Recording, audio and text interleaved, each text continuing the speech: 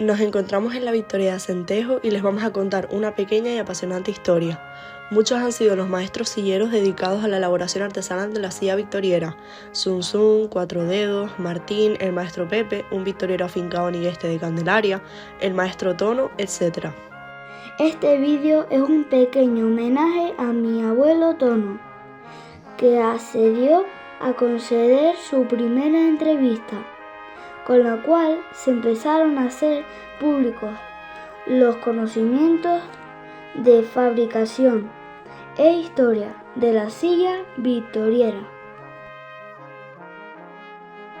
Gracias también a otras personas como Javier Castro, natural de Güímar, y a mi padre Sergio Jonay Correa, que empezó con un hilo conductor para impulsar la declaración de bien de interés cultural a favor de la silla victoriera, expediente dirigido por el doctorado en Historia del Arte Jonás Armas Núñez.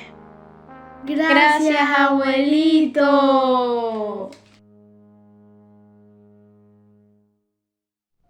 Hola, soy Jonás Armas Núñez, doctor en Historia del Arte, y soy la persona que tuvo el inmenso placer, tras el encargo del Ayuntamiento de La Victoria en el año 2013, de realizar el informe para la declaración de bien de interés cultural de la silla victoriera. Como tinerfeño y como hijo de victoriero, la silla victoriera era para mí un elemento familiar. Lo que no sabía hasta que llevé a cabo esta investigación era pues la importancia de esta pieza singular, fundamental de la artesanía de la isla de Tenerife y de Canarias, su trabajo en grupo, su distribución, su armado y la importancia que los hombres y mujeres de la Victoria de Acentejo tuvieron en la creación y difusión de esta pieza por todas las Islas Canarias, desde su embarque en las costas de la Victoria a llevarlas a todo el archipiélago.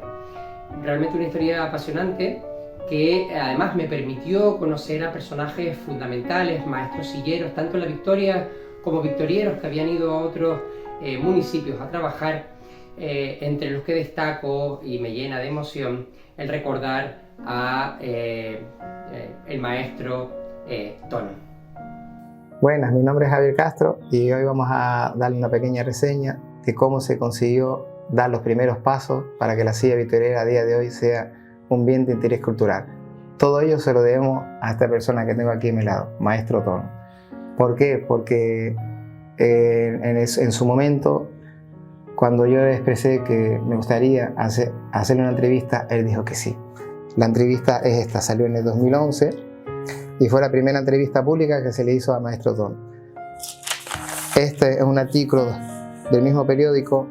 En el 2023 han pasado 12 años.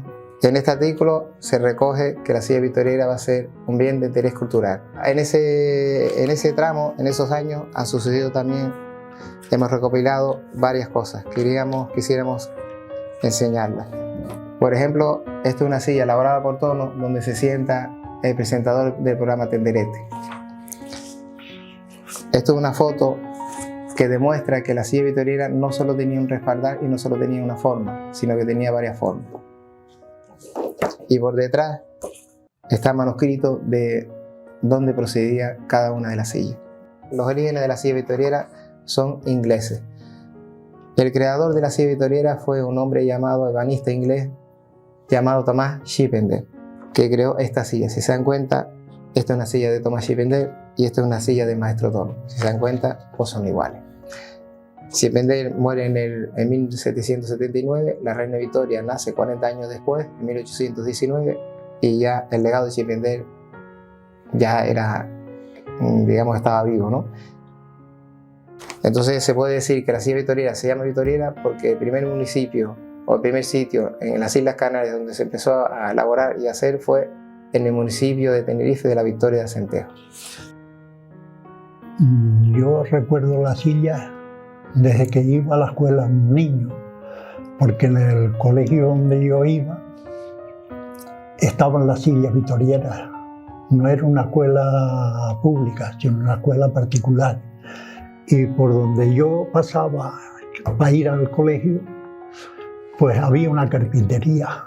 Y entonces siempre un niño pasa por un sitio y le llama la atención de mirar a la carpintería. Y el dueño se dio cuenta de que a mí la carpintería pues me hacía ilusión y eso.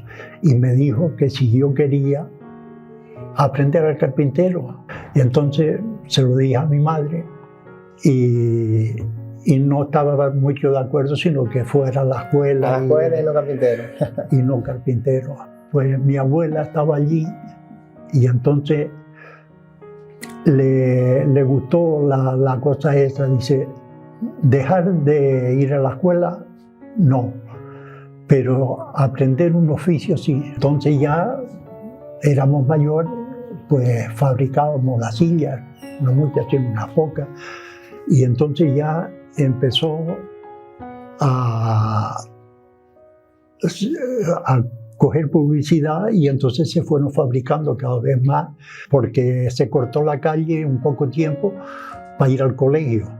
Y entonces los maestros del colegio ese pasamos por allí.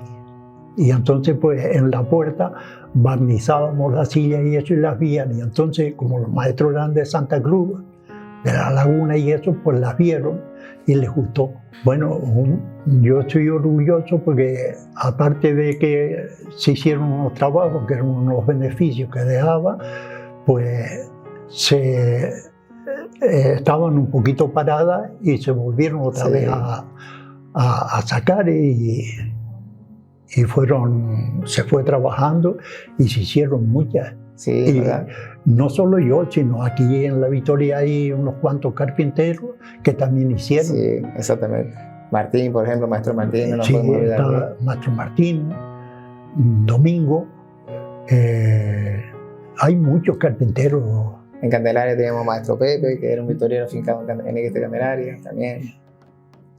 Quisiera darle las gracias a Tono de la única manera que sé, y es que en nombre de la etnografía, la cultura y la artesanía canaria, darte las gracias porque sin ti, si tú no hubieras dicho sí al primer momento para hacerte tu primera entrevista, posiblemente hoy la silla victoriana no hubiera sido un bien de interés cultural. Así que Tono, me quito el sombrero ante usted. Y Tono, como un amigo que siempre espero tener en esta vida y en la próxima, muchísimas gracias. Allá en el Jular, una silla vieja de la Victoria tradicional.